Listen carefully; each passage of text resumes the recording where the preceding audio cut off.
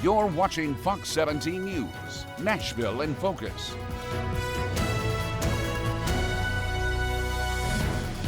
Happy Sunday morning, everybody. Welcome to the show. Glad to have you with us. Got some wonderful guests, and as always, I thank state leaders and metro government leaders for giving us plenty to talk about every week. Let me introduce our guests, and we'll wade in. Bill Phillips, GOP strategist, two-time deputy mayor of Nashville. Glad to have you back, sir. Thank you. Bruce Berry, progressive, and also a columnist for the Tennessee Lookout. Glad to have you back. Debra Maggart, former Tennessee GOP caucus chair. Delighted to have you back. And I should tell you that Jasper Hendricks, who is a regular guest on the show, who's a Democratic strategist and chair of the Metro Fair Board, scheduled to be here, and he's running a few minutes behind. We're hoping to get him in the next segment, so hang on for that.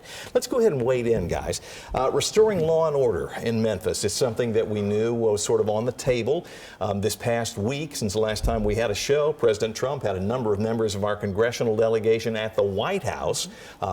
U.S. senators there, our governor was there. I don't remember seeing Congressman Ogles, but he may have been in the group. I just didn't remember seeing him independently in the shot. But they were all talking about sending federal troops along with National Guard troops, which are state troops / federal, but also members of the federal law enforcement to Memphis. Bill, your thoughts on that? The mayor and police chief down in Memphis are saying, you know, we're at a 25-year low. We don't really need you at the moment, but thanks for thinking about us. Well, actually what struck me, and this won't be very popular among some of my Republican friends, but I think the president managed to insult the governor of the state of Tennessee, because a week ago he was saying, you know, things are begin turning around, they're looking better in Memphis, and then suddenly he has to go to the Oval Office for a picture and to be told, well, nobody's able to take care of this, I'll take care of it. And that's an insult to another elected official to do something like that. Well, I know Governor Lee said that he had been, you know, talking with the White House. I think something we discussed maybe last week, coordinating with him, and now he's really coordinating.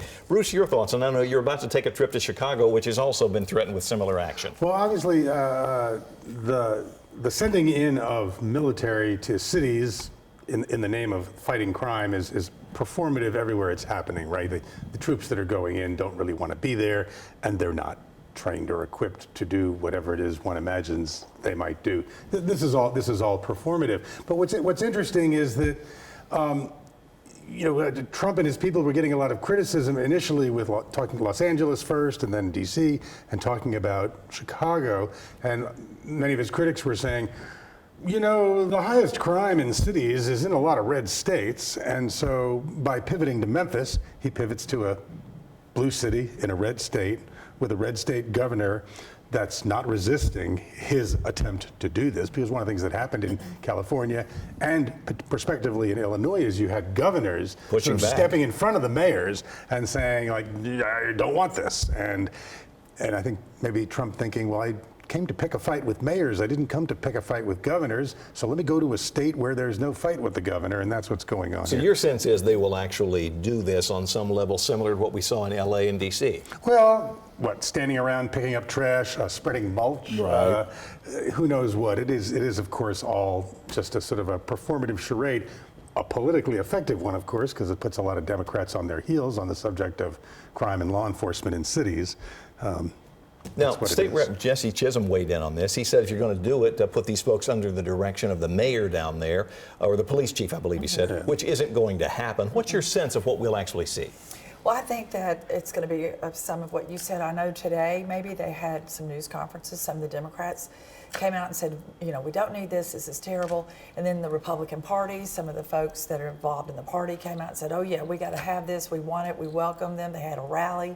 They had flags. They had signs, the whole bit. So hard to say. You know, last week Jasper told us that they were really going to be doing clerical work. You know, that's what the Guard was really going to be doing. They could do things to support rather than, right, to your point, carrying guns or arresting right. They weren't anybody. Gonna be, you know, running around with tanks in the streets of Memphis. Now, am I wrong, or did the work indoors instead of spreading mulch outdoors is perhaps an appealing alternative. Didn't the mayor of D.C., though, at some point acquiesce and say, well, they have done some good, you know, some things are not happening that work, because there's somebody that looks really official, like they would keep you from doing something bad on almost every corner for a while? Well, I do think that the citizens, no matter what party they're in, if they feel threatened by crime, they're going to probably think this is a good thing, no matter who they are. You know, people are sick of having crime, and so, like I said last week, Trump said, I'm going to run on closing the border, I'm going to do something about crime. People voted for that, and here we are. Yeah, it'll be interesting. And we did have some citizens on the news saying just that. Washington, D.C., it is a fact that crime dropped after the troops got there. What they did is they said, well, we're not going to go there. There's a bunch of guys in uniforms standing there. We'll go across the river to Arlington and we'll rob that service station or that convenience store. And so they're just shifting around. Sure, and you're never going to jump on that exact thing. I want to continue to talk about this, and I want to get Jasper's input on it. And so let's take a break, maybe just a little bit early, and we'll pick up this topic right on the other side of the timeout. You're watching Nashville in Focus on Fox 17.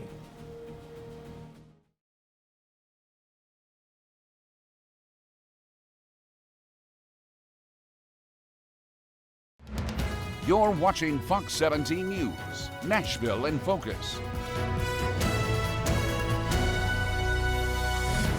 Welcome back, everybody. We're going to pick up the conversation right where we left off, the prospect of sending National Guard troops and federal law enforcement to Memphis to keep the peace. Jasper Hendricks, who's chair of the Metro Fair Board, here to weigh in on it. And I know you've got, connections in Memphis.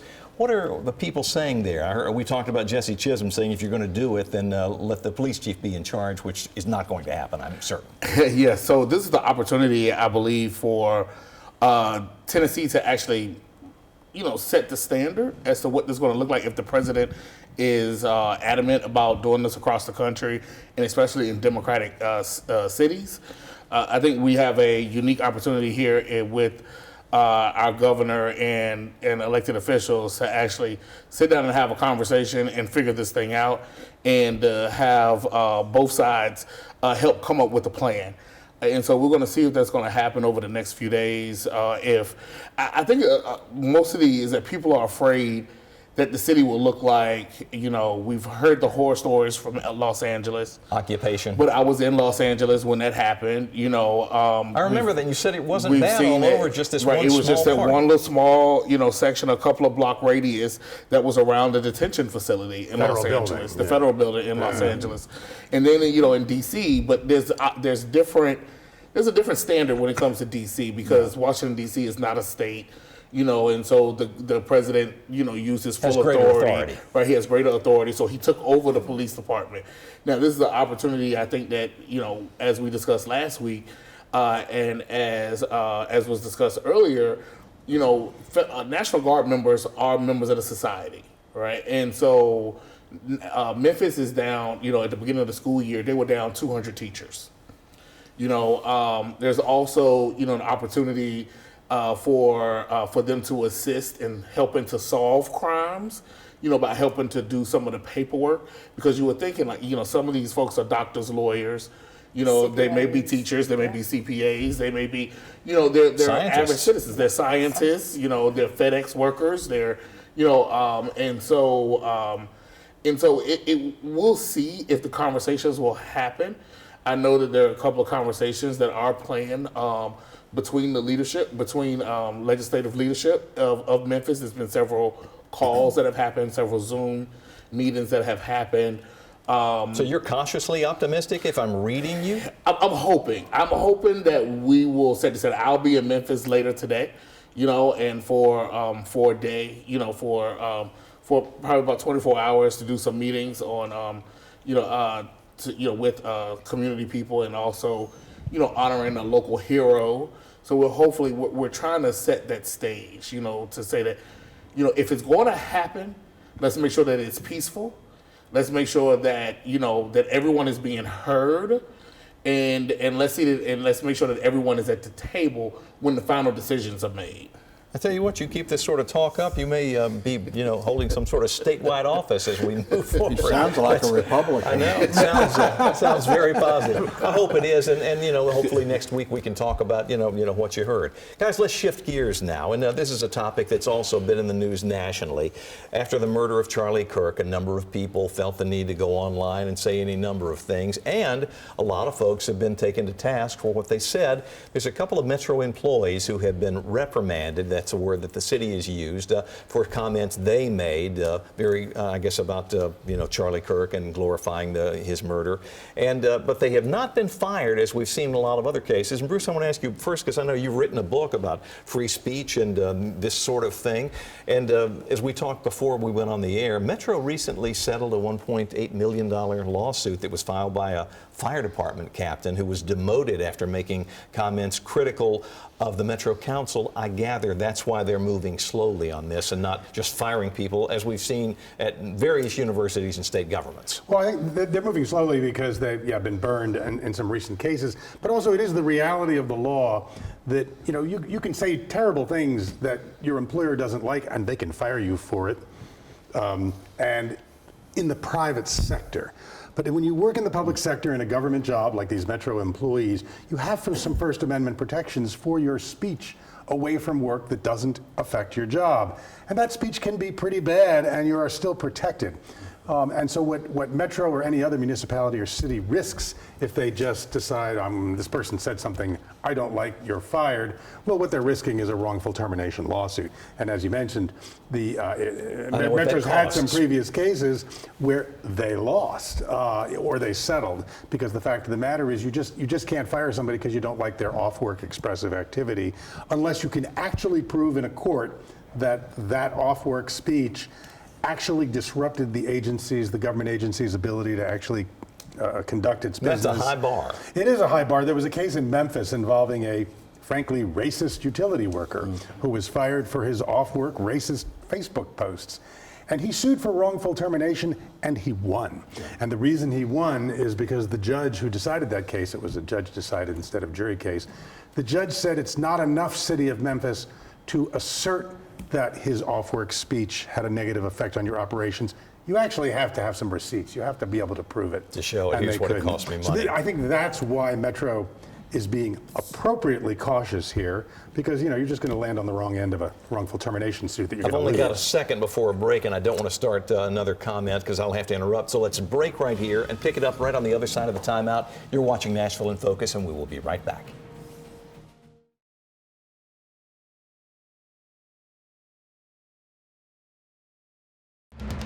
You're watching Fox 17 News, Nashville in Focus. Forgive the interruption. We'll pick up the conversation. Bill, you had a thought about, and Bruce talking about municipalities versus private companies. Yeah, and I have some familiarity with the Metro case that they settled, and what it is it was a bad case, on Metro's side. And so the firing was not proper, and it wasn't under the guidelines that HR has for Metro. You do have the ability to have free speech. I think that guy was demoted, maybe from captain to firefighter, something like that. And so you have to be very careful and thread that needle very careful when you're dealing with people's right to have an opinion on something, but they're also on the taxpayer's payroll. Sure. And so, and I think HR has learned a lot in recent years about social media, like every organization, and they're getting better. We all have policies. I know our company, sent our policy out again in the wake of all that. Your thoughts on the firings and how Metro's sort of this moment sort of sitting on its hands? So what about these college professors? Some of them that have been fired work for state government. They work for state universities. MTSU. And University of Tennessee and ETSU. Right. And Awesome. Forgot about that. Their audience, these professors, are working with these young people. And I know in my dealings with my sorority at Western Kentucky, the professors, everyone at the college is very in tune with the kids, what they need, that kind of thing. So a lot of these students across the country and across our state were feeling very upset about what happened to Charlie Kirk.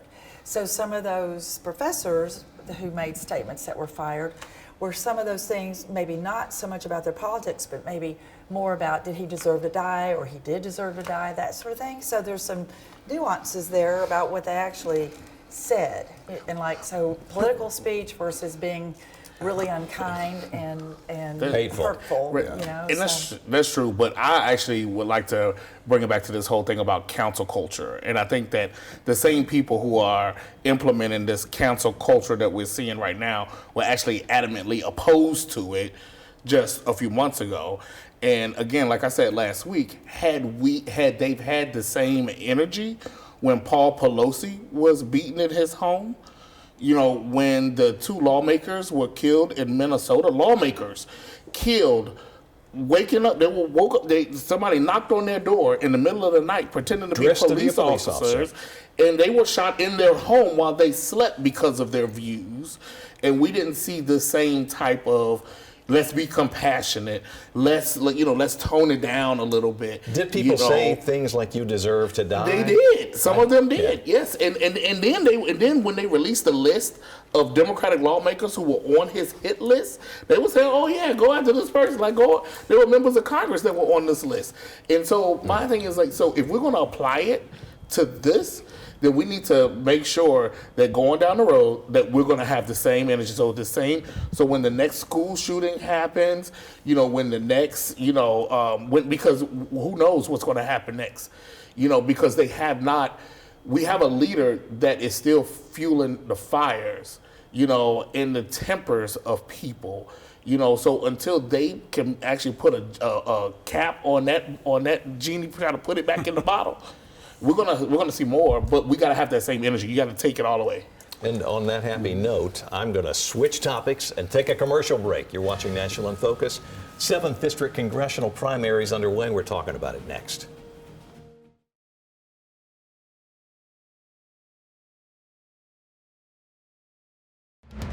You're watching Fox 17 News, Nashville in Focus. All right, let's talk congressional politics. Early voting got underway this past Wednesday in the 7th Congressional District. The Republicans have 150 candidates on the ballot. Not quite that many, but there's a lot of folks, and it's going to be interesting. In Metro, I saw the first couple of days, it was like maybe 440, 525, something like that. Not a whole lot of people were going. How do you think this is going to shake? We saw some polling indicating that a lot of the Republicans, at least, were neck and neck. It sounds like somebody could win this thing with 5,000 votes, maybe. It sure does. I know some of the counties, only 60 people have voted. And some of the counties in this district, I know the Democrats, I think, are very energized on the Democrat side on this race. The polling, it's hard to say because nobody is voting in September and October. I mean, people are doing other things in a low turnout election. And it's a single topic on the race. Not like you vote for a bunch of stuff, just this one thing. Well, and also I've heard that some people are mad about the what was going on with that TVA facility that's in the district. So the TVA employees are angry, and they're going to turn out in this 7th district race. I'm not sure about that, but I do think it's a danger when it's a low turnout election. You don't know what you're going to get. No, the Democrats, to your point, Jasper, and the Democrats could win. In December. Right, and that's what we. There's 4 Democrats. Right, there's 4 Democrats, and that's what we talked about a few weeks ago when people were saying, "Oh, we didn't need a primary." I think we need a primary to energize our folks, and so we need this right now. Are they more fired up, do you think, than the Republicans because they think we've got a chance? I just think it's too many to choose from on the Republican side. There really is a lot. And so the messages are getting mixed up when you see one commercial after the next, and nobody's really clear what they're running for. Commercials have been brutal. Right, yeah. Well, the Republicans are fighting an air war. 4 or 5 of them putting a decent amount on the air, plus a little bit of out-of-state PAC money. None of the Democrats. Darden Copeland finally went up on the air with a TV buy starting, I believe, today, and it's really... He's the only guy who's not a state rep in this race. And it's a very small TV buy. I mean, the Democrats aren't fighting an air war at all, and they're not buying much digital either. I'm not exactly sure where they're spending their money. On their powder. No, you got to see this. This is on the ground. Right, you have to get your voters out. You have to get your voters out. So that means knocking on doors. That means going into communities, right? Going into communities and having small gatherings with people to try to energize those folks. And because it's going to be a low voter turnout, race, and so it's just So we're spending money on the ground. Your win number is small, and you got to find those votes. People ask me who's going to win the Democratic primary, and the answer is the one who gets their voters out is the one who will win. They need to do some polling and ID their voters. That's what it comes down to in elections. They can have all of the support in the world, but if they don't vote, it doesn't matter. But I talked to a county mayor on Friday who the district hits his county. And There's 13 counties, Yeah, and he said that the voter turnout is so bad because they're all sick and tired of us. And he said us. Politicians. This coming week we'll see FEC disclosures, pre-primary disclosures. So we'll see who raised money, how much, and from whom.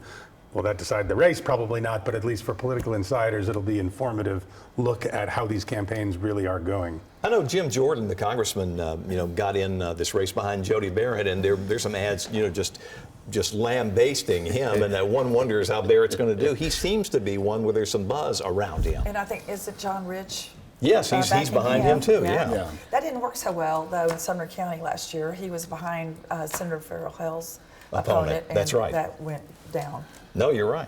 Well, the PAC ad going after Barrett is a huge buy. So yeah, it is. It's a huge buy, and it's interesting because that's the one that likened him to a snake and had him going in and out. Yeah, of the but water. then also is the one that says that he voted with the Democrats, and I'm like, Well, he was against the Against voucher bill. I'm not sure that point But is he not wasn't going the to. only Republican that was against the voucher there were bill. two. That voucher thing might backfire on the people who think it's going to hurt Barrett. That might, think it most helps people him. in our Quite state. I do too. I Most think people it in our helps state him, are right? not crazy about But that. is he going to be able to get it out to say Well, that I was against the voucher bill? I think the further you get away from the state capital, out in these rural districts, they were not for the voucher bill. That's what People I have were found. not. Maybe How about all the rest state were. lawmakers, though? I mean, you've got, Afton Bain, Bo Mitchell, Vincent Dixie, and the businessman Darden. Somebody's got to win that one, too. Yeah, someone's going to win it, and it's going to be whoever gets the votes out.